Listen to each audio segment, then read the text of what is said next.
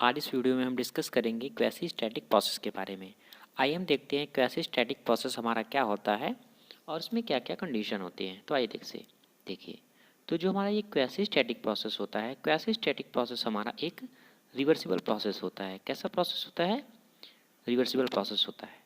Reversible process का मतलब क्या होता है? सपोज इट हमारा कोई वाटर है और ये हमारी आइस में चेंज हो रही है और हमारी जो आइस है वो आफ्टर हमारी क्या हो, वाटर में चेंज हो जाए, तो ऐसे प्रोसेस को हमारा रिवर्सिबल प्रोसेस कहते हैं। मतलब हमें सेम वही कंडीशन हमें फिर मिल जाए तो ऐसे प्रोसेस को हम कहते हैं रिवर्सिबल प्रोसेस।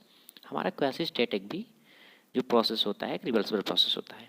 हम एक एग्जांपल लेते हैं। सपोज दैट हमने ये मान लिया, ये एक हमारा सिलेंडर है, ये हमारा एक पिस्टन है और ये हमारा कुछ वेट रखा हुआ है, इसमें डब्ल्यू मान लेते हैं, और ये ऐसे क्लोज है।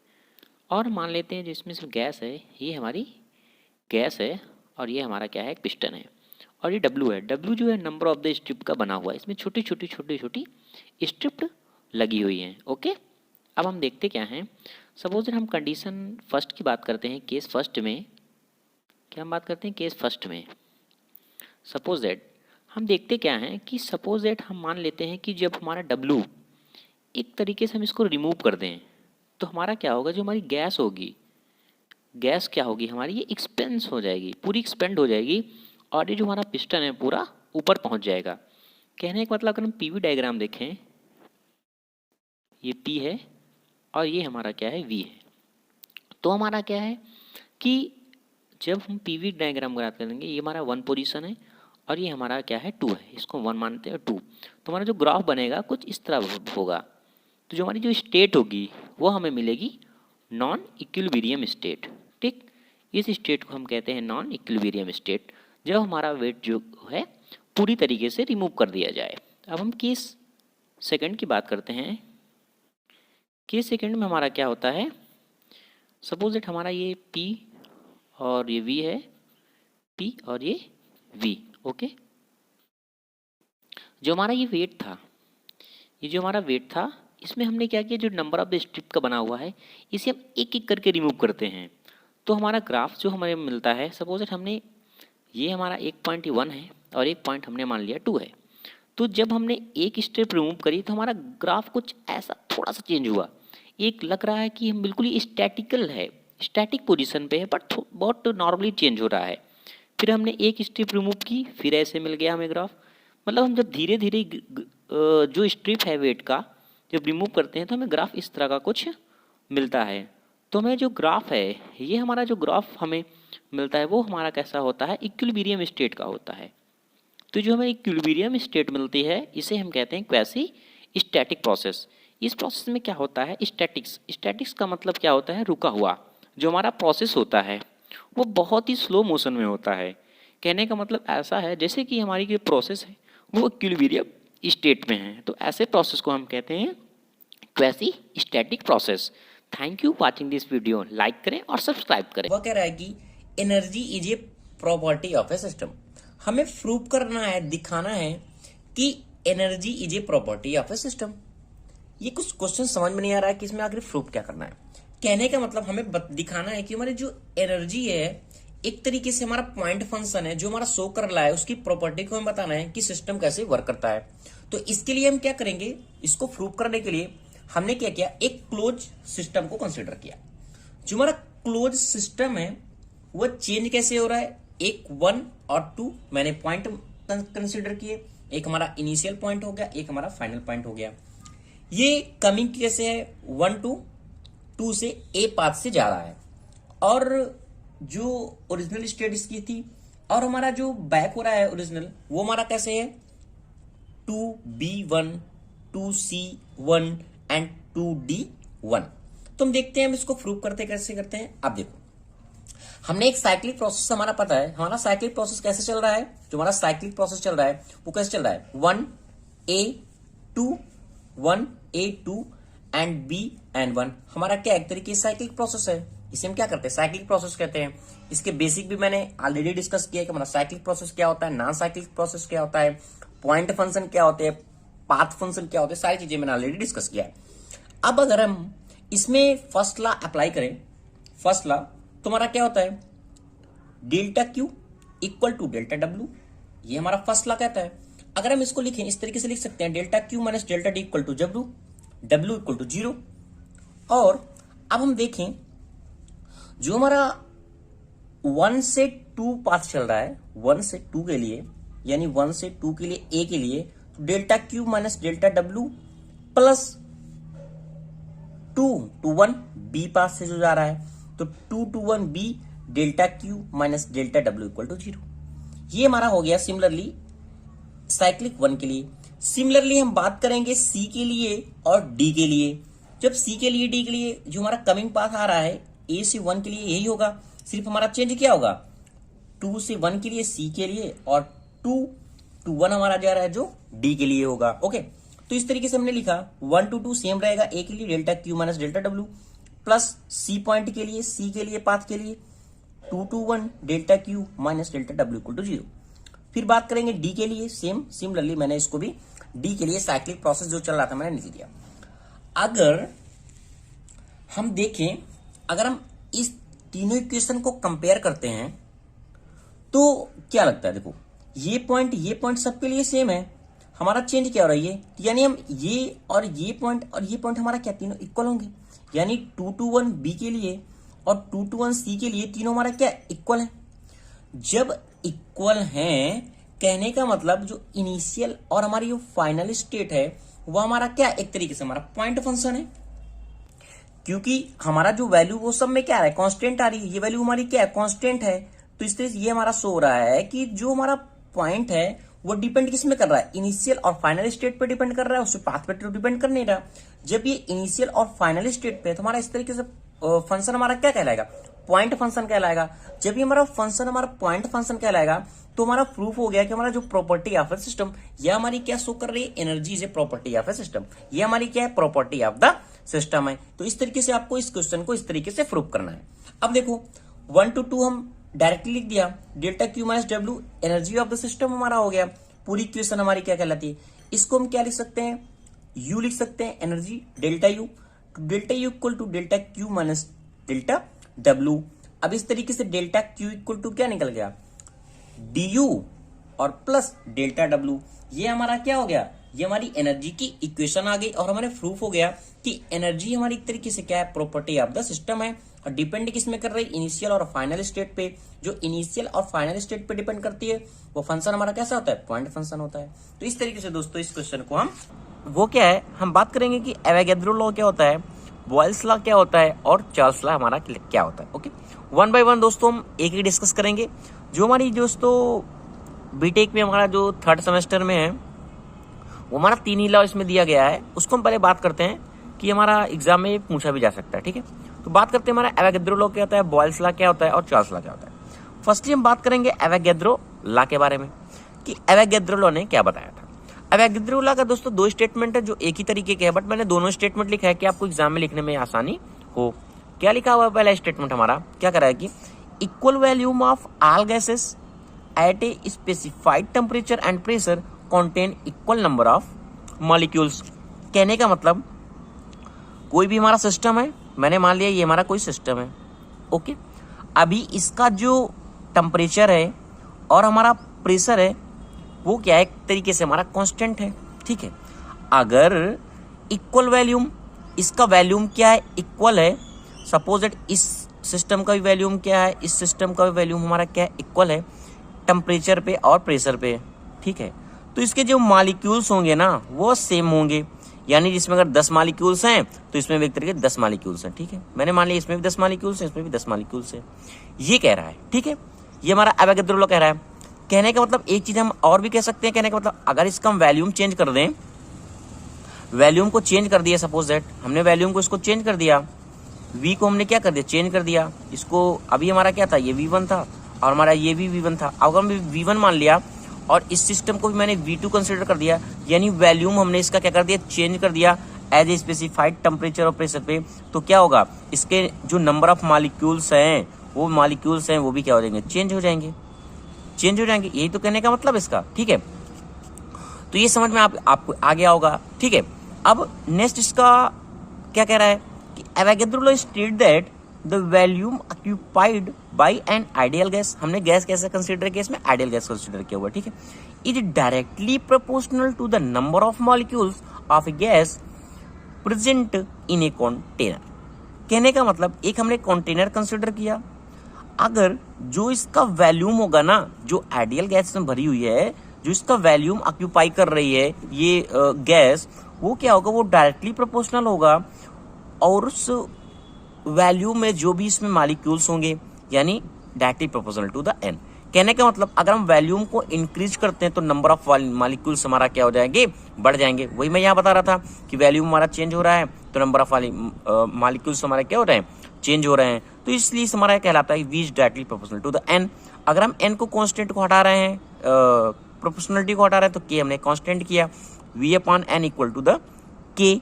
इस तरीके से हमारा फॉर्मूला क्या बन जाएगा, V1 equal to N1 equal V2 upon N2। ये फॉर्मूला दोस्तों आपको याद भी रखना है कि हमारी थ्योरम क्या कहती है, आपके एग्जाम में न्यूमेरिकल भी पूछा जा सकता है। तो ये हमारा दोस्तों होता है एवोगैड्रो लॉ। नेक्स्ट हम बात करते हैं कि हमारा बॉयल्स लॉ क्या होता है। तो हमारा बॉयल्स लॉ का स्टेटमेंट क्या कहता है कि volume of A given mass of a perfect gas varies inversely with absolute pressure when temperature is constant. कहने का मतलब देखो क्या है, हमने दोस्तों एक सिस्टम को मैंने कंसीडर किया, एक सिस्टम कंसीडर किया, इस सिस्टम को मैंने क्या किया, इसका टेम्परेचर मैंने कांस्टेंट मान लिया, अभी टेम्परेचर इसको मैंने क्या किया, कांस्टेंट कर दिया। वो डाइथर्मिक वाल लगा के, एडिथर्मिक वाल लगा के, वो भी हमारा कॉन्सेप्ट नहीं है। हमने क्या किया, इस टेम्परेचर को मैंने क्या किया, कांस्टेंट कर लिया। जब हम टेम्परेचर को कांस्टेंट कर लेते हैं, ये मैंने क्या लगा दिया, एक पिस्टन लगा दिया, ठीक है। अब हमारे स्टेटमेंट देखो दोस्तों क्या कह रहा है कि volume of A given mass of a perfect gas varies inversely with absolute pressure when temperature is constant. कहने का मतलब V हमारा क्या है, इनवर्सली प्रोपोर्शनल है P के, यानी जब हम वॉल्यूम को बढ़ाते हैं तो हमारा प्रेशर क्या हो रहा है, डिक्रीज हो रहा है, और एक कंडीशन हमारा PV क्या है, कांस्टेंट भी है। यही तो हमारा स्टेटमेंट है। देखो सपोज हमने टेम्परेचर को कांस्टेंट किया, अब अभी हमारा वॉल्यूम कितना, इतना वॉल्यूम है, इतना वॉल्यूम है, देखो ध्यान से, इतना वॉल्यूम है। हमने क्या किया, एक वेट और लगा दिया, वेट लगा दिया, वॉल्यूम क्या हो जाएगा, कम हो जाएगा। वेट अब बढ़ेगा तो वॉल्यूम क्या हो जाएगा, कम हो जाएगा। जब वॉल्यूम कम हो जाएगा तो प्रेशर भी हमारा क्या हो रहा है, चेंज हो रहा है, प्रेशर भी हमारा क्या हो रहा है, चेंज हो रहा है। सपोज दैट एक मैंने मान लिया V, एक मैंने मान लिया P, ओके, और ये हमारा क्या हो गया, PV हो गया। अब अगर ये इनवर्सली प्रोपोर्शनल है तो देखो इसको कैसे समझ सकते हैं। सपोज वॉल्यूम को मैंने 2V कर दिया, क्या किया, 2V कर दिया। जो वॉल्यूम हमारा 2V हो जाएगा तो हमारा प्रेशर क्या होगा, P/2 हो जाएगा। अगर इसका अब हम मल्टीपल करें तो 2 हमारा कैंसिल हो जाएगा, PV हमारा क्या होगा, कांस्टेंट हो गया। यही हमारी कह रही है थ्योरम। अब देखो जैसे वॉल्यूम को हमने 3V कर दिया तो हमारा प्रेशर भी क्या हो रहा है, इनवर्सली प्रोपोर्शनल, इसलिए P/3 हो जाएगा। अगर इसका दोनों को मल्टीपल करेंगे तो हमारा क्या हो जाएगा, PV हो जाएगा। तो इस तरीके से हम बता सकते हैं कि हमारा बॉयल्स लॉ का स्टेटमेंट क्या कहता है। आपको समझ में आ गया होगा। नेक्स्ट स्टेटमेंट मैंने क्या कंसिडर किया है कि product of absolute pressure and temperature, जो हमारा प्रोडक्ट ऑफ प्रेशर का है और volume of A given quantity of a gas is constant when temperature is constant. अगर हम टेम्परेचर को कांस्टेंट रखते हैं, ये हमारा इनवर्सली प्रोपोर्शनल आ रहा है, तो दोनों का जो प्रोडक्ट होगा वो हमारा कांस्टेंट होगा, जैसा कि मैंने प्रूव करके दिखा दिया। अगर हम ग्राफ से देखें, ये P1 और V1 और P2 एंड V2 मैंने कंसिडर किया, ये मैंने ग्राफ कंसिडर किया। अब देखो यहाँ इसका प्रेशर क्या था, P1 था, ज्यादा प्रेशर है। अब वॉल्यूम क्या है, कम हो रहा है ना, यानी इनवर्सली चल रहा है। अब सेकंड केस में देखो हमारा प्रेशर कितना है, P2 इतना है, और हमारा वॉल्यूम कितना है, इतना है। तो इस तरीके से हम कह सकते हैं कि जो हमारा बॉयल्स लॉ में हमारा जो ग्राफ बन रहा है वो इनवर्सली प्रोपोर्शनल बन रहा है। और हमारा ग्राफ ही हमारा कितना होगा, कैसा होगा, क्योंकि P1 है, V1 है और P2 है और V2 है, तो हमारा ग्राफ क्या हो रहा है, कंटिन्यू क्या हो रहा है, डिक्रीज हो रहा है और इंक्रीज हो रहा है। ये क्या है, इनवर्सली हमारा ग्राफ चल रहा है। ओके दोस्तों, तो आशा करता हूँ दोस्तों ये वीडियो आपको समझ में आ गया होगा। नेक्स्ट वीडियो में बात करते हैं कि हमारा चार्ल्स लॉ क्या होता है। अब देखो तो बात करते हैं चार्ल्स लॉ के बारे में कि हमारा चार्ल्स लॉ का स्टेटमेंट क्या कहता है। कह रहा है कि the volume of A given mass of a perfect gas, जो हमारा वॉल्यूम है किसी भी सिस्टम का, सिस्टम मैंने मान लिया इसका वॉल्यूम कुछ होगा। हमारे किसी भी प्रॉपर्टी को हम कैसे दिखाते हैं, P से दिखाते हैं, V से दिखाते हैं और T से दिखाते हैं मोस्टली, ठीक है। तो वो कह रहा है कि तो हमने अभी इसको क्या मान लिया, मैंने जो हमारा वॉल्यूम है वॉल्यूम ऑफ जो इसमें भरा हुआ है, सिस्टम में भरा हुआ पूरा मास का जो वॉल्यूम है gas directly with its absolute temperature, जो वी हमारा ना एब्सोल्यूट टेम्परेचर है टी के, व्हेन हमारा जब हम प्रेशर हमारा क्या है कांस्टेंट है, एक को मैंने क्या मान लिया कांस्टेंट मान लिया। इसके पहले मैंने क्या किया था, टेम्परेचर को कांस्टेंट माना था, ये हमारा क्या है प्रेशर कांस्टेंट है। अगर हमारा प्रेशर कांस्टेंट है तो जो हमारा वॉल्यूम होगा और हमारा टेम्परेचर वो डायरेक्टली चलेगा। कहने का मतलब देखो, अगर हम वॉल्यूम को बढ़ाएंगे तो हमारा क्या होगा, टेम्परेचर भी बढ़ेगा। कहने का मतलब देखो अभी वॉल्यूम इतना है, अगर हम इसको क्या करेंगे देखो इस तरीके से, मैं कहने का मतलब हमारा डायरेक्टली चलेगा। ये हमारा वी हो गया, ये मैंने माना टी हो गया। अब स्टार्टिंग से तो बढ़ नहीं जाएगा, इसलिए मैंने इसको स्टार्टिंग से तो बढ़ेगा नहीं, इसलिए ये हमारा एक तरीके से ग्राफ में ऐसे रहता है। और फिर मैंने डायरेक्टली क्या कर लिया, ये बना दिया। तो हमारा इसे ये क्या शो कर रहा है, अगर हम वॉल्यूम सिस्टम को बढ़ा रहे हैं, देखो अभी वॉल्यूम इतना है तो हमारा टेम्परेचर क्या है इसी के हिसाब से होगा। सपोज वॉल्यूम हमने बढ़ा दिया, लो अभी वॉल्यूम क्या हो गया, बढ़ गया ना। मैंने कहने का मतलब वॉल्यूम को और मैंने डिक्रीज कर दिया, जो वॉल्यूम को हम और ऐसे कर रहे हैं तो हमारे गैस क्या हो रही है, कंप्रेस हो रही है, तो हमारा टेम्परेचर भी क्या हो रहा है, बढ़ रहा है ना। तो यही हमारा चार्ल्स लॉ बता रहा है कि वी हमारा क्या होता है, डायरेक्टली प्रोपोर्शनल होता है टेम्परेचर के, जो हमारा प्रेशर क्या रहेगा, कांस्टेंट रहेगा। तो आशा करता हूं दोस्तों आपको समझ में आ गया होगा कि हमारा एवोगैड्रो लॉ क्या होता है, बॉयल्स लॉ क्या होता है और हमारा चार्ल्स लॉ क्या होता है। हमारा क्रिटिकल टेम्परेचर क्या होता है, क्रिटिकल प्रेशर क्या होता है और क्रिटिकल वॉल्यूम क्या होता है। जैसा कि जो इसका वैल्यू आता है उसके बारे में, डेरिवेशन के बारे में बात करेंगे। जो हमारा क्रिटिकल वैल्यूम आता है, जो हम वीसी से डिनोट करते हैं, इसकी वैल्यू हमारी आती है 3b। ये वैल्यू कैसे आती है, कहां से आती है, कैसे डिराइव होता है, सारी चीजें हम डिस्कस करेंगे। वीसी और हमारा जो क्रिटिकल टेम्परेचर होता है टीसी, वो हमारा होता है 8a, 27b and r। Okay, और जो हमारा critical volume pressure, sorry critical pressure की वैल्यू जो हमारी निकल के आती है वो A/27 B², ये वैल्यू हमारी निकल के आती है। तो देखते हैं हमारा क्वेश्चन क्या कह रहा है, इसको हम कैसे सॉल्व करेंगे, जो कि दोस्तों बहुत ही इंपॉर्टेंट है। क्या कह रहा है कि derive the relation of wonder walls equation in term of critical properties. कह रहा है कि हमें रिलेशन डिराइव करना है वंडर वॉल्स इक्वेशन में इन टर्म ऑफ क्रिटिकल प्रेस, जो हमारी क्रिटिकल प्रॉपर्टी है। और वो हमारी क्रिटिकल प्रॉपर्टी कौन कौन सी निकल के आती है कि हमारा क्रिटिकल टेम्परेचर क्या होता है, क्रिटिकल प्रेशर क्या होता है और क्रिटिकल वॉल्यूम क्या होता है। ओके, फर्स्टली हम बात करते हैं कि हमारा क्रिटिकल टेम्परेचर हम कहते किसे हैं। तो दोस्तों हमारा क्रिटिकल टेम्परेचर वह हमारा टेम्परेचर होता है, क्रिटिकल टेम्परेचर ध्यान से सुनिएगा, क्रिटिकल टेम्परेचर वह हमारा ऐसा टेम्परेचर होता है कि अगर हमारी कोई भी गैस है वो लिक्विफाइड नहीं होगी, अगर हम उससे ज्यादा टेम्परेचर इंक्रीज करते हैं, वह भी फिर हम क्या करें, चाहे उसमें जितनी भी प्रेशर को बढ़ा दें या फिर घटा दें, हम कितना भी हाई प्रेशर कर लें। कहने का मतलब समझ में आया होगा। क्रिटिकल टेम्परेचर एक हमारा ऐसा टेम्परेचर होता है कि अगर हम उससे ज्यादा टेम्परेचर बढ़ाते हैं तो हमारी जो गैस है वो लिक्विफाइड नहीं होगी, वो फिर हम क्या करें, चाहे कितना भी प्रेशर बढ़ा लें या फिर कितना भी हम उस प्रेशर को डिक्रीज कर लें, तो वो टेम्परेचर हमारा कहलाता है क्रिटिकल टेम्परेचर। समझ में आ गया होगा। अब अगर हम बात करते हैं क्रिटिकल प्रेशर की, तो क्रिटिकल प्रेशर क्या होता है, तो हम कहते हैं कि जो हमारा minimum pressure required to liquefy the gas at a critical temperature is called critical pressure. कहने का मतलब वह क्रिटिकल प्रेशर जिसमें हमारी गैस लिक्विफाइड हो जाती है, उस क्रिटिकल टेम्परेचर पे वह हमारा कहलाता है क्रिटिकल प्रेशर। अगर आपको पहली डिफिनेशन समझ में आ गई क्रिटिकल टेम्परेचर क्या होता है, तो समझ में आ गया होगा क्रिटिकल प्रेशर क्या होता है। अगर हम बात करें फिर क्रिटिकल वॉल्यूम क्या होता है, अगर 1 मोल, मैं बात करूं 1 मोल, ओके 1 मोल, तो वॉल्यूम हमारा जो ऑक्यूपाई करेगा 1 मोल के लिए एट ए क्रिटिकल टेम्परेचर पे और क्रिटिकल प्रेशर पे, वह हमारा कहलाएगा क्रिटिकल वॉल्यूम। तुम्हारी डिफिनेशन क्या होती है, आप लिख सकते हैं कि the volume occupy by 1 mole of gas at critical temperature and critical pressure is called critical value. ये दोगे दोस्तों डिफिनेशन। अब हम बात करते हैं कि जो वैल्यू आती है हमारी वीसी, टीसी और पीसी, ये हमारा रिलेशन कहां से आता है। तो आपको पता है वंडर वाल्स इक्वेशन हमारा क्या होता है, ये वंडर वाल्स हमारा इक्वेशन होता है क्या है, P plus A/V² V minus B equal to RT, NRT लिखते हैं हम, RT लिख दिया है। ओके, फिर क्या करेंगे, इसको मल्टीपल करेंगे एक दूसरे से, तो PV हो गया माइनस P, ये B हो गया, plus a v square into v था, कैंसिल हो गया तो वी बचा, minus a b and v square equal to R T. यहां तक कोई भी प्रॉब्लम नहीं है। इसके बाद हमें क्या करना है, इस इक्वेशन पे हम मल्टीपल करेंगे, गुणा करेंगे वी स्क्वायर का और डिवाइड करेंगे पी से। तो हमारी इक्वेशन क्या बनेगी, वी क्यूब, क्योंकि पी और पी हमारा क्या कैंसिल आउट हो गया, वी क्यूब बचा तो वी क्यूब हो गया। इसी तरीके से सब में करेंगे, माइनस का पी है कैंसिल आउट हो जाएगा, वी स्क्वायर बी बचेगा तो बी वी स्क्वायर हो गया। इसी तरीके से इसमें भी मल्टीपल किया, इसमें भी मल्टीपल करेंगे तो इस तरीके से हमारी इक्वेशन यहां से फाइंड हो जाएगी।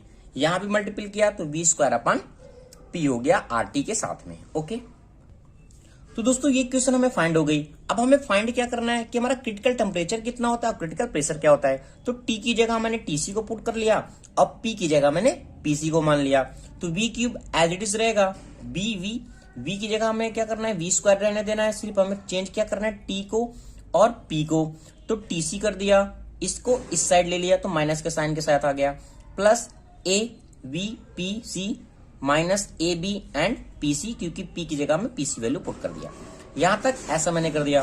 फिर इसके बाद क्या करेंगे, v cube minus v square दोनों में वी स्क्वायर कॉमन कर लिया, बी हो जाएगा, माइनस का साइन है दोनों को प्लस हो जाएगा, plus RTC plus PC plus this and this. Okay, अब देखो, अब हमारा क्रिटिकल जो वैल्यू क्या होता है, अगर हमारा कोई भी कंडीशन है 1 मोल के लिए, तो हमारा अगर क्रिटिकल टेम्परेचर फाइंड हो रहा है और क्रिटिकल प्रेशर भी है तो हमारा क्या हो जाएगा, V इक्वल टू VC हो जाएगा, यानी वैल्यूम हमारा क्या होगा, वो क्रिटिकल वैल्यूम कहलाएगा। तो हमने V equal to VC put किया तो इस तरीके से यहां से निकल आएगा V minus VC equal to 0। अब हम क्या करेंगे, ये जो V माइनस VC है इसको होल क्यूब किया तो V एंड ये हमारा क्या है VC है क्यूब, इसको ब्रेक करेंगे ए क्यूब माइनस बी क्यूब के फॉर्मूले से, तो ये फॉर्मूला लग गया ए क्यूब माइनस बी क्यूब का। फिर इस तरीके से ये हमारा क्वेश्चन पूरा ड्राइव हो गया।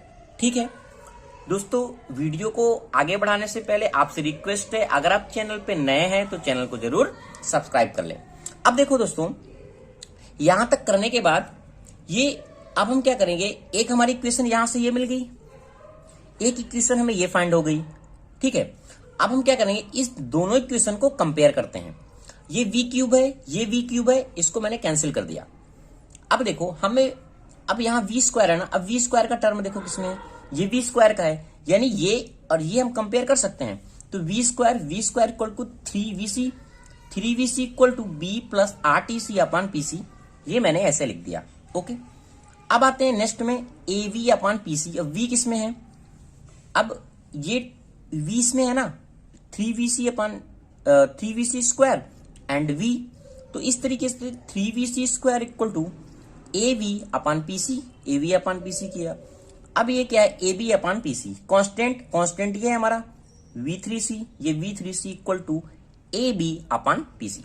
यहां तक आपको समझ में आ गया होगा दोस्तों। अगर इसमें कोई भी डाउट है, कोई भी प्रॉब्लम आपको समझ में नहीं आ रहा तो दोस्तों कमेंट सेक्शन में आप बता सकते हैं।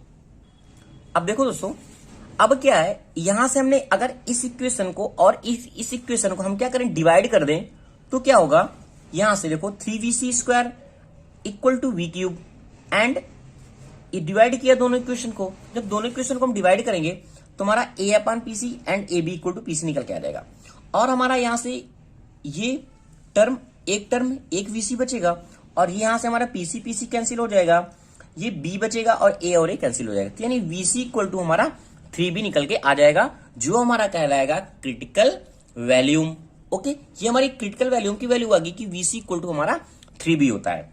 अब हमें क्या चाहिए, अभी पीसी चाहिए और टीसी चाहिए।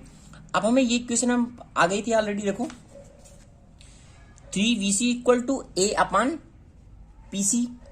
इस इक्वेशन में हमने VC की वैल्यू को पुट कर दिया। जब VC की वैल्यू को पुट किया तो 3B whole square equal to A upon PC, और ये हो गया 9B square equal to A upon PC.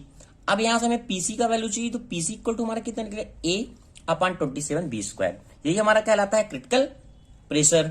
अब हम बात करते हैं क्रिटिकल टेम्परेचर की। जो हमने कंपेयर किया था, एक इक्वेशन हमें फाइंड हुई थी, फर्स्ट इक्वेशन को कोई भी इक्वेशन हम नाम दे सकते हैं। ये हमारा फाइंड हुआ था 3VC equal to B plus RTC upon PC. इस वैल्यू में हम क्या करेंगे, जो हमारी वैल्यू निकल के आएगी VC की और PC की वैल्यू को क्या करेंगे, यहाँ पुट कर देंगे। यहाँ क्या करेंगे, पुट करेंगे वीसी की और पीसी की वैल्यू को। तो जब हम वैल्यू को पुट करेंगे, देखना वीसी की वैल्यू को पुट किया, 3B हमारी निकल के आई थी, ये 3B हमें नहीं मिला हुआ था यहाँ से, और पीसी की वैल्यू को हमने यहाँ से पुट कर दिया।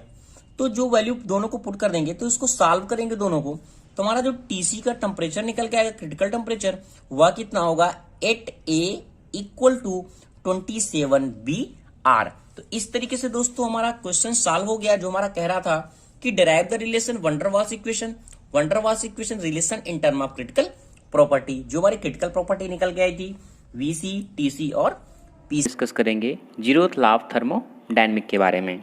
जैसा कि हमने पिछले वीडियो में डिस्कस कर चुके हैं, first law of thermodynamic, second law of thermodynamic and third law of thermodynamic. तो आइए हम डिस्कस करते हैं जीरोथ लॉ ऑफ थर्मोडायनेमिक हमारा क्या कहता है। फिलहाल इसका पहला हमारा question zeroth law of thermodynamic क्यों नाम पड़ा, क्योंकि जो हमारे 3 लॉ हैं उसको जब खोजा जा चुका था उसके बाद हमारा आया था जीरोथ लॉ ऑफ थर्मोडायनेमिक, इसलिए इसको नाम हमारा दिया गया जीरोथ लॉ ऑफ थर्मोडायनेमिक। आइए हम देखते हैं डेफिनेशन क्या कहती है। हमारी zeroth law of thermodynamic definition कहती है, if 2 system are in thermal equilibrium with the third system. कह रही है कि यदि हमारे 2 सिस्टम थर्मल इक्विलिब्रियम है तीसरे सिस्टम से, these system will be also in thermal equilibrium, both these system will be also be in thermal equilibrium. तो हमारे जो 2 सिस्टम होंगे वह भी थर्मल इक्विलिब्रियम में होंगे, यह हमारा प्रिंसिपल कहता है। तो आइए देखते हैं और समझते हैं इसे। सपोज इट हमने मान लिया एक सिस्टम हमारा ए है और ये हमारा एक सिस्टम हमारा बी है और एक सिस्टम हमारा ये सी है। तो हमने मान लिया यह हमारे क्या है, थर्मल इक्विलिब्रियम है। तो हमारा क्वेश्चन ये है कि फिर हमारा थर्मल इक्विलिब्रियम क्या होता है। थर्मल इक्विलिब्रियम का मतलब होता है जो सपोज दैट एक बॉडी हमारी ये है और एक बॉडी हमारी ये है, ठीक, हमने मान लिया, और हमारा इसका टेम्परेचर हमने मान लिया 80 है, ये हमारा 80 टेम्परेचर है, और इसका हम टेम्परेचर मान लेते हैं 100 है। ओके, तो अभी हमारा देखिए ये हमारा टेम्परेचर का डिफरेंट है, काफ़ी हमारा टेम्परेचर हमारा क्या है, डिफरेंट है। अगर यह हमारा टेम्परेचर जो 100 डिग्री सेल्सियस का है यह हाई टेम्परेचर से लोड करेगी ट्रांसफ़र, तो अगर ये टेम्परेचर हमारा दे दे इसे 10 डिग्री सेल्सियस, तो यह भी हमारा 90 हो जाएगा और यह भी 90 हो जाएगा। तो कहने का मतलब ये दोनों थर्मल इक्विलिब्रियम में हो जाएंगे। थर्मल इक्विलिब्रियम में क्या होता है कि जो टेम्परेचर का ट्रांसफॉर्मेशन होता है, जो हमारी ट्रांसफ़र करती है एक तरफ से दूसरी तरफ, वह हमारी ट्रांसफ़र नहीं होती, तो वह हमारी कहलाती है थर्मल इक्विलिब्रियम। कहने का मतलब टेम्परेचर विल बी इक्वल, ठीक। तो हम नेक्स्ट बात करते हैं, कह रहा है कि 2 system are in thermal equilibrium. Suppose that हमारा एक सिस्टम ये और एक सिस्टम ये, क्या हमारा दोनों क्या है, थर्मल इक्विलिब्रियम में है with the third system. Third system हमारा सपोज दैट सी है। ओके, यहाँ तक हमारी डिफिनेशन हो गई। ये हमारा सिस्टम ए, बी और सी, ए बी से कनेक्ट है और ये ए सी से कनेक्ट है, ये हमारे क्या हो गए, थर्मल इक्विलिब्रियम में हैं। और फिर कह रहा है then both these system will be also be in thermal equilibrium. कहने का मतलब जो हमारा बी और सी है यह भी हमारा थर्मल इक्विलिब्रियम में होगा। यह हमारा कहलाता है जीरोथ लॉ ऑफ थर्मोडायनेमिक। यह हमारा बेसिक प्रिंसिपल होता है। इसको हम जनरली यूज़ कैसे करते हैं, जैसे कि हम थर्मोमीटर जो हमारा होता है, ह्यूमन जो हमारे डॉक्टर यूज़ करते हैं हमारा ह्यूमन बॉडी टेम्परेचर के लिए, वह पहले इन्वायरमेंट में रहता है तो वह अपनी टेम्परेचर की कंडीशन को दिखाता है, लेकिन जब हमारी बॉडी पे आता है तो वह हमारी बॉडी का टेम्परेचर मेज़र करता है और इन्वायरमेंट में कंडीशन में भी रहता है। तो वह तीनों को वह क्या करता है, थर्मल इक्विलिब्रियम में लाने की कोशिश करता है। इसी से हमारा आया जीरोथ लॉ ऑफ थर्मोडायनेमिक का प्रिंसिपल। जो हमारा ट्रांसफॉर्मेशन हमारा होता है वह कैसे होता है। आशा करता हूँ मैं समझ में आया होगा। तो हमारा इसमें यह होगा TA equal to TB equal TC। कहने का मतलब जो हमारी तीनों बॉडी होगी वह थर्मल इक्विलिब्रियम में होगी। कि टेम्परेचर स्केल हमारी क्या होती है और कोई भी टेम्परेचर को डिग्री सेल्सियस में, केल्विन में है तो कैसे कंपेरिजन किया जाएगा, आइए देखते हैं। तो ये हमारी डिग्री सेल्सियस की है, ये हमारी बॉइलिंग पॉइंट ऑफ वाटर है जो 100 डिग्री सेल्सियस पे है, और जो ट्रिपल पॉइंट है 0.01 है, और आइस पॉइंट हमारा 0 है। और जो हमारा एब्सोल्यूट जीरो टेम्परेचर होता है डिग्री सेल्सियस पे वो -273.15 होता है। ऐसे ही मैंने केल्विन, फ़ारेनहाइट और र्यूमर का लिखा हुआ है, आप देख सकते हैं। तो आइए मैं देखता हूँ कि इसमें बेसिक क्या होता है। और जनरली हम लोग याद कर लेते हैं कि डिग्री सेल्सियस है, कोई भी फार्मूला रट लेते हैं कि हमें किसी भी टेम्परेचर को कोई भी कन्वर्ट करना है या कंपेरिजन करना है तो कैसे करना है। तो आइए आज हम इसके बेसिक के बारे में बात करते हैं। सपोज दैट मैंने मान लिया जो हमारा आइस पॉइंट है उसको मैंने रिप्रेजेंट कर लिया, आइस पॉइंट को, टेम्परेचर को टी आई, और जो हमारा स्टीम पॉइंट है, स्टीम पॉइंट को रिप्रेजेंट किया टी एस से। ओके, अब मान लेते हैं कि जो हमारा थर्मोमेट्रिक प्रॉपर्टी है उसके अकॉर्डिंग इस पॉइंट को हम, जो हमारा आइस पॉइंट है वो मान लिया एक्स आई और स्टीम पॉइंट को एस एस। तो हम बात करते हैं एक लीनियर इक्वेशन की। जो हमारी लीनियर इक्वेशन हमारी टी इक्वल टू आती है वो हमारी निकल के आती है ए एक्स प्लस बी। इसको मान लिया हमने इक्वेशन 1। अब हम बात करते हैं आइस पॉइंट की, सेम टी आई, वो निकल के आएगा A X I plus B, this is equation first. Same T I, अब ये स्टीम पॉइंट के लिए, ये हमारा है आइस पॉइंट के लिए, ये हमारा है स्टीम के लिए। तो ए एक्स एक्स प्लस बी, ये इक्वेशन हमारा 2 है।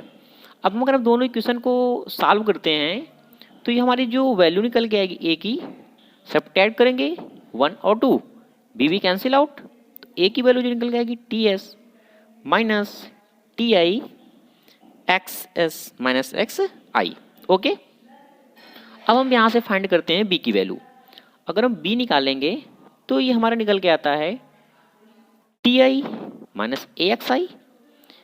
ए की वैल्यू हम यहाँ पुट करेंगे तो निकल के आएगा हमारा T I minus T S minus T I X S minus X I into X I. ठीक है, जो हमारी दोनों इक्वेशन मिलती है, हमारी ए की वैल्यू और बी की वैल्यू, ये हम बेसिक इक्वेशन ए में पुट कर देंगे। जो हमारी T equal to A X plus B निकल के आती है। तो आइए हम देखते हैं। तो जब हम वैल्यू पुट करेंगे तो हमारा टी निकल के आएगा T equal to T S minus T I, जो हमारी वैल्यू ए की फाइंड हुई थी X S minus X I, okay, into X. अगर हम बी की वैल्यू पुट करते हैं तो T S minus T I X S minus X I into X आई।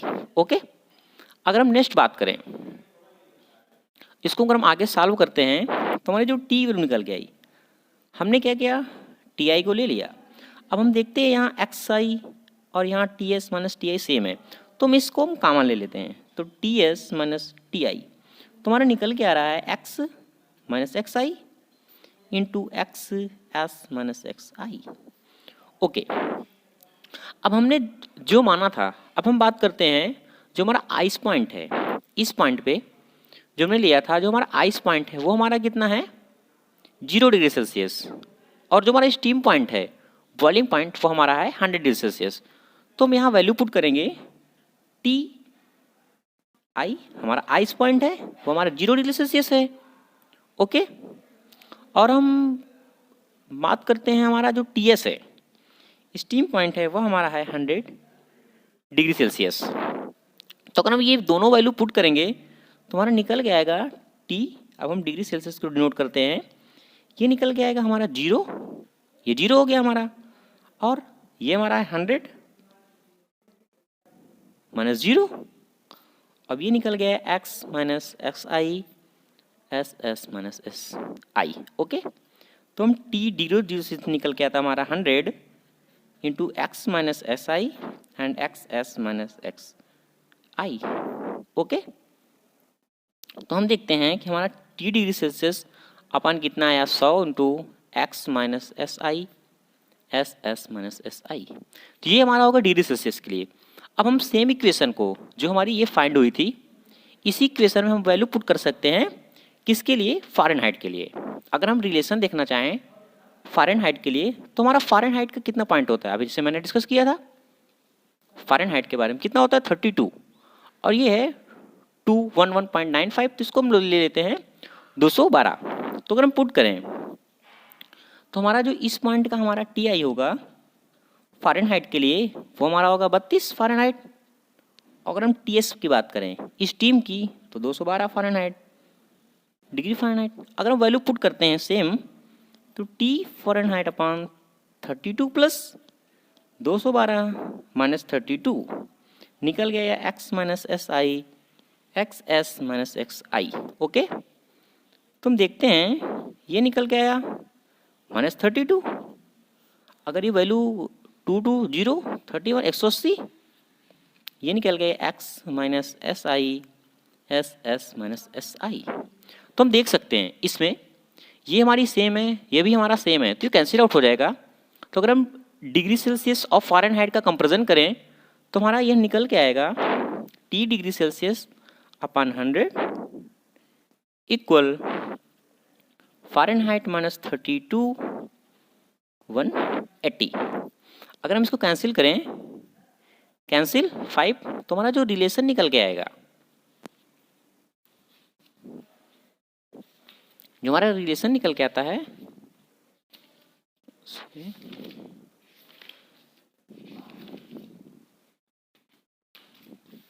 जो हमारा रिलेशन निकल के आया वो हमारा निकल के आया degree Celsius 5 equal Fahrenheit minus 32 9। ये हमारा रिलेशन आ गया डिग्री सेल्सियस और फ़ारेनहाइट का। ऐसे भी हम कोई भी रिलेशन फाइंड कर सकते हैं सेम लाइक र्यूमर का या सेल्सियस का डिग्री सेल्सियस का। अगर हम सपोज दैट बात करते हैं र्यूमर के लिए तो टी डिग्री सेल्सियस हमारा निकल के आया था 100। पीछे इक्वेशन से बात करते हैं हम और र्यूमर के लिए हमारा कितना होता है मैंने दिखाया था 491.67 अपॉन 180। ओके, तो निकल के आएगा सी अपॉन 5 आर माइनस 491.67 अपॉन 9। ऐसे भी हम किसी भी रिलेशन का कोई भी कंपेरिजन कर सकते हैं प्रोसेस के बारे में कि फ्री एक्सपेंशन हमारा प्रोसेस क्या होता है, इसका वर्डन क्या होता है, हीट क्या निकलती है और इंटर एनर्जी और इंथैल्पी सारे के बारे में हम डिस्कस करेंगे। तो जैसा कि हमारा फ्री एक्सपेंशन प्रोसेस नाम से भी क्लियर हो रहा है कि जो हमारा गैस का एक्सपेंशन होगा वह क्या होगा फ्रीली होगा। ओके, तो हम देखते हैं सपोज दैट ये हमारा एक कंटेनर है और ये हमारी वाल लगी हुई है। ठीक, हमारा एक चैम्बर हमने ए मान लिया और एक चैम्बर हमने मान लिया बी है। इसमें क्या है गैस है, इसमें क्या है गैस के मॉलिक्यूल्स हैं, ये फुल है। ओके, जो हमारी वाल है वो हमारी क्या है एडियाबैटिक है। एडियाबैटिक का मतलब क्या है कि जो हमारा हीट का ट्रांसफॉर्मेशन होगा वह नहीं होगा, ना हमारी हीट अंदर जाएगी और ना बाहर आएगी। ओके, और ये हमारा क्या है वैक्यूम है। तो इस प्रोसेस में क्या होता है फ्री एक्सपेंशन प्रोसेस में सपोज दैट अभी हमारा एक कंडीशन में हमारा क्या है ये फर्स्ट कंडीशन में हमारा क्या है कि जो हमारी गैस है ए में फुल है और बी में हमारा क्या है वैक्यूम है और ये हमारी वाल है जो हम कह सकते हैं एक फ्लेक्सिबल है हमारी वाल है, ये एक पार्टीशन वाल हमारी लगी हुई है। तो इस प्रोसेस में होता क्या है कि सपोज दैट अगर हम इस वाल को हटा देते हैं तो हमारी जो गैस रहेगी वो पूरी इस वैक्यूम में आ जाएगी और धीरे धीरे पूरे चैम्बर में या फिर पूरे कंटेंट में फ्रीली क्या हो जाएगी फुल हो जाएगी। तो यह हमारा कहलाता है फ्री एक्सपेंशन प्रोसेस। जैसा कि ये हमने ये लिया एक, अब हम इस वाल को क्या करते हैं हटा देते हैं या फिर थोड़ा ओपन कर देते हैं तो हमारी तो गैस के मॉलिक्यूल्स होंगे वह क्या होंगे हर जगह ईजिली फैल जाएंगे, ए में भी और ये बी में भी। तो जितने भी गैस होंगे अगर हम दोबारा चाहें कि जो हमारे वैक्यूम है वैक्यूम साइड का पूरी जो गैस है वो ए में फिल हो जाए तो हमें क्या करेगा बहुत ज़्यादा एक्स्ट्रा वर्क डन करना पड़ेगा। तो इस तरह के प्रोसेस को हमारे कहते हैं फ्री एक्सपेंशन प्रोसेस। तो इसमें क्या होता है during this expansion process there is no restriction on the expansion of gas.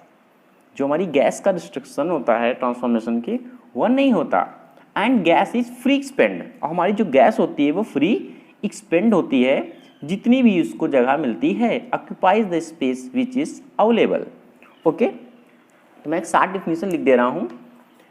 कह सकते हैं हम ड्यूरिंग दिस प्रोसेस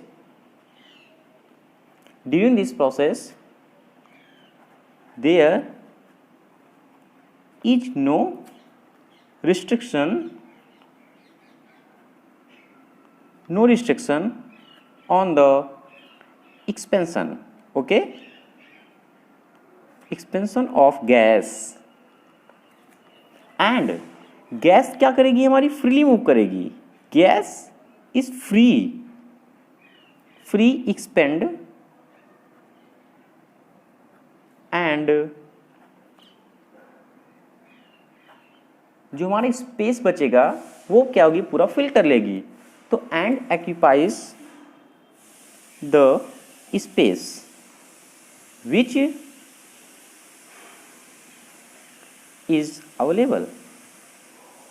ओके, अब हम बात करते हैं इसके वर्क डन की और एनर्जी की। सपोज दैट जब ऐसी कंडीशन होगी हमारी, तो जो हमारा गैस रहेगा, हमारा अगर वर्क डन की बात करें, वर्क डन हमारा क्या होगा, ओके, तो वर्क डन हमारा क्या होता है, फोर्स इनटू डिस्प्लेसमेंट। तो इस गैस में हमने सिर्फ वॉल हटाई है, तो हमारा जो फोर्स है, हमारा कोई फोर्स नहीं लगा, ये हमारी गैस स्वयं ही क्या हो गई, फैल गई पूरे में। तो जब हमारा कोई वर्क डन नहीं लगा, फोर्स नहीं लगा, तो हमारा जो वर्क डन होगा वह क्या होगा, हमारा 0 होगा। ओके, और अभी हमारी वाल हमने क्या बताया, ये एडियाबैटिक है। एडियाबैटिक में कहने का मतलब है ना हीट ट्रांसफ़र हो रही है और ना हीट अंदर जा रही है। कहने का मतलब जो T1 है वह हमारा क्या होगा, T2 होगा। जब ऐसी कंडीशन आएगी तो हमारी जो इंटरनल एनर्जी होगी वह भी चेंज नहीं होगी। तो जो हमारी इंटरनल एनर्जी होगी वह हमारी भी क्या हो जाएगी, 0 हो जाएगी। ओके, अब मैंने फर्स्ट लॉ आपको जैसे कि पता है, वो हमारा क्या होता है, dq equal to du plus w। अब हमारा वर्क डन भी 0 हो गया और जो हमारी इंटरनल एनर्जी वह भी 0 हो गई, तो हमारी जो dq होगी वह भी हमारी क्या होगी, 0 हो जाएगी, और यहाँ से भी 0 हो गई, क्योंकि कोई ट्रांसफॉर्मेशन नहीं होता तो हमारी हीट क्या होगी, 0 होगी। अब हम बात करते हैं एंथैल्पी की। तो जब हमारा गैस में कोई चेंज नहीं हो रहा है, वर्क डन में कोई चेंज नहीं हो रहा है, तो हमारी क्या होगी, एंथैल्पी भी 0 होगी। तो हमारा फ्री एक्सपेंशन ऐसा प्रोसेस होता है जिसमें वर्क डन भी 0, du इंटरनल एनर्जी भी 0, एंड हीट भी 0, एंड एंथैल्पी भी आल्सो भी 0। आइए हम इसकी डिफिनीशन देखते हैं और इक्वेशन क्या होती है और डिटेल से बात करते हैं।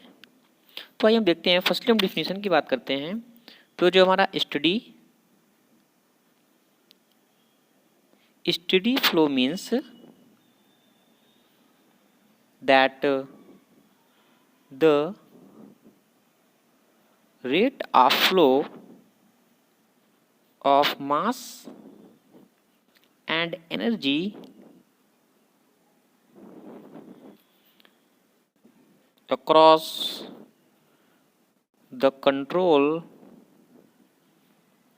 surface or constant. That means, तो जो हमारा एनर्जी का फ्लो होता है मास का, लिक्विड का, तो जिसमें हमारा मास होती है और जो एनर्जी होता है वो हमारा अक्रॉस द कंट्रोल सरफेस हमेशा क्या है, कांस्टेंट रहता है। तो कहने का मतलब, पहले मैं इसकी जनरल इक्वेशन बता देता हूँ। इसकी स्टडी फ्लो एनर्जी इक्वेशन हम शॉर्ट में कहते हैं SFE। जो हमारी इक्वेशन निकल के आती है इसकी, वो निकल के आती है H1 C1 2। यह हमारी ये काइनेटिक एनर्जी है, एंड ये हमारी ये potential energy, and DQ and DM S2 C22 Z2G plus DW DM। कहने का मतलब जो हमारा मास होता है और जो एनर्जी होती है अक्रॉस द कंट्रोल सरफेस हमारी क्या होती है, कांस्टेंट होती है इन स्टडी फ्लो प्रोसेस में। तो आइए देखते हैं हम कैसे क्या होता है। सपोज दैट मैं मान लेता हूँ ये हमारा कोई एक ये ओके, ये मैंने मान लिया। सपोज दैट ये हमने सेक्शन मान लिया 1 1 and this section 2 and 2. This is datum line.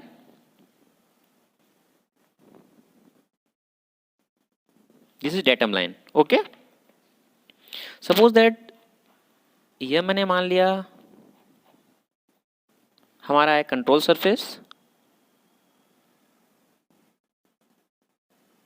Surface, and this is control volume, okay. हमने दिए हाइट को मान लिया Z1 and this is Z2, okay. जब हम कोई भी लिक्विड को फ्लो कराते हैं फर्स्ट सेक्शन से, तो हमारा जो आउट होता है वह हमारा क्या होता है, कांस्टेंट होता है मास और एनर्जी, ऐसी हमारी डिफिनेशन में कहती है। तो आइए हम देखते हैं, प्रूव करते हैं। सपोज दैट मैंने मान लिया जो हमारी एवरेज वेलोसिटी है सेक्शन 1 में वह हमारी है C1, और जो हमारा प्रेशर है वह मैंने मान लिया P1 है, और specific volume V1 and internal energy U2। Same section 2 C2, pressure P2, velocity V2 and energy this, ठीक। मैंने बताया था अक्रॉस द जो हमारा मास होता है वो हमारा क्या होगा, कांस्टेंट होगा। तो कहने का मतलब जो हमारा M1 equal to M2 equal to M, ये हमारी होगी। तो सपोज दैट जब हम इसमें वर्क हम कोई अप्लाई करते हैं Q, तो हमारा जो वर्क डन होता है वह हम निकल के आता है हमारा W। तो हम बात करते हैं अकॉर्डिंग टू डिफिनीशन, तो हमारा जो प्राप्त होगा net energy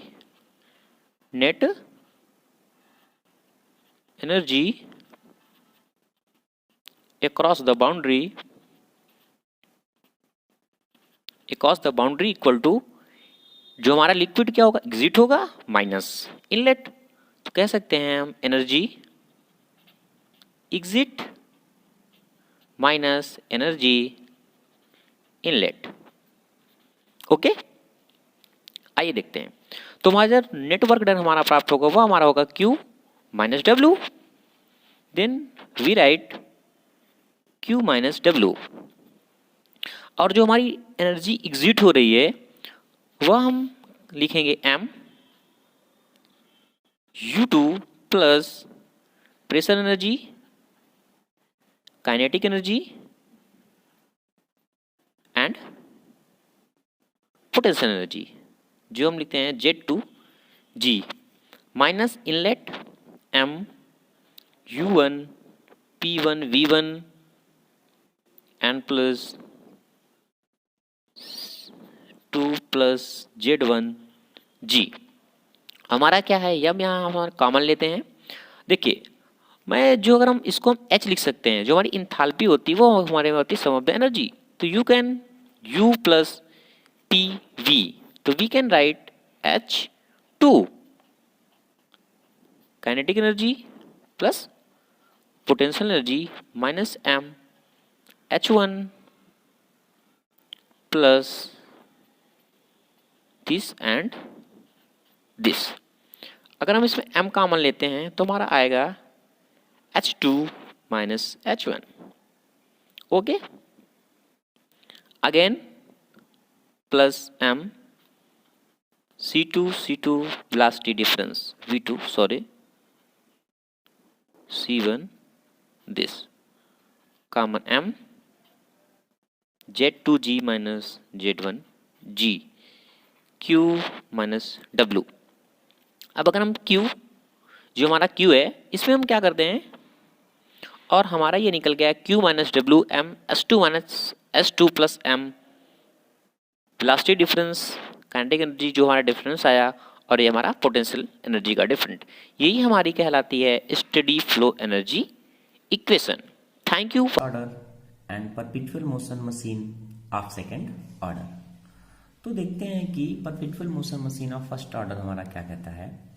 A perpetual motion machine of the first kind produce work without the input of energy. कहने का मतलब जो फर्स्ट काइंड ऑफ एनर्जी कहती है कोई भी हमें वर्क मिल रहा है और हमें एनर्जी ना देना पड़े, कहने का मतलब कोई भी हमारा सिस्टम है, हमें वर्क तो मिले बट हमें कोई भी क्या करे, इनपुट की एनर्जी ना देना पड़े, ऐसा भी जो भी हमारा कोई सिस्टम बनेगा वह हमारा कहलाएगा perpetual motion machine of first kind. कहने का मतलब हम एग्जाम में तो टॉप कर जाएं, हमें पढ़ना ना पड़े, हमारे पास पैसे आ जाएं और हमें मेहनत ना करना पड़े, ऐसा तो हो नहीं सकता। तो इसीलिए इस तरह की जो हमारी मशीन होती है वह हमारी कहलाएगी perpetual motion machine. This is also called the fictitious machine, क्योंकि ऐसा तो पॉसिबल नहीं है ऐसी मशीन, तो इसलिए हम इसको कहते हैं fictitious मशीन।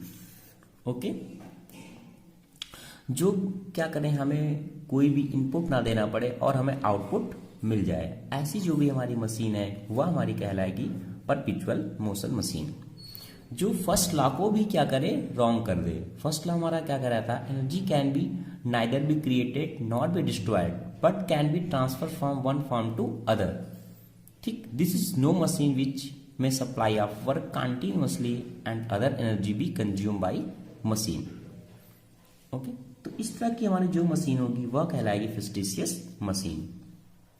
अब हम बात करते हैं perpetual motion machine of second kind की। ये सेकंड काइंड की हमारी जो मशीन है PMM2, इसको हम कहते हैं PMM2। ये क्या कहती है, according to the second law of thermodynamic no such heat engine is possible which में convert the whole heat into work. कोई भी ऐसा इंजन नहीं है, हीट इंजन नहीं है कि जो हमारा हीट इनपुट करे और उसे पूरा क्या करे, वर्क में कन्वर्ट कर दे। तो ऐसी कोई भी हमारी मशीन ऐसी नहीं बनी हुई है। तो कहने का मतलब, सपोज देन मैंने एक हीट इंजन कंसीडर किया और ये क्या है, हमारा हाई टेम्परेचर सोर्स है और ये हमारा जो हीट कन्वर्ट कर रहा है, हीट यहाँ से ले रहा है Q1 हाई टेम्परेचर से, वह क्या कर रहा है, पूरा वर्क में कन्वर्ट कर दे रहा है Q1 में। और जो हमारी हीट एनर्जी, हमारी कोई भी जो डिस्ट्रॉय एनर्जी होगी वह हमारी क्या हो रही है, W हो रही है। अगर इस तरह का हमारा कोई भी सिस्टम बनता है तो वह हमारा कहलाएगा PMM2। कहने का मतलब Q1 हमारा ट्राई कर रहा है और हमारी जो इफिशियंसी हमें मिल रही है, जो इसका वर्क डन मिल रहा है वह हमें मिला 100% मिल रहा है। और यह हमारी ऐसा पॉसिबल नहीं है कि हमारी जैसे कि गाड़ी है, हमने 100 का पेट्रोल तो डला रहे हैं और क्या करें, जितना कि हमने पेट्रोल डाला है 100 का और वो 100 किलोमीटर के हिसाब से ही चले। कहने का मतलब 100% इफिशियंसी दे, ऐसा पॉसिबल नहीं है। तो इस तरह का जो भी हमारा मशीन है वह हमारा कहलाएगा PMM2। So this type machine perpetual motion machine of second kind. Thank you watching this video, like and subscribe.